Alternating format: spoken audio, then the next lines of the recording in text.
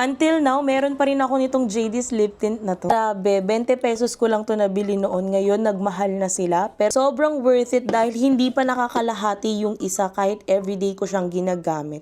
Ngayon, mag-swatch tayo ng aking favorite color. Etong si Maroon. Ang maganda dito sa lip tint na to, bukod sa long lasting siya, ayan o. Kumain na ako pero meron pa rin siyang stain. Tapos sobrang tagal pang maubos nito. Sasamahin natin yung favorite shade natin. Si Maroon tsaka si Rouge. Ayan ang aking best combo.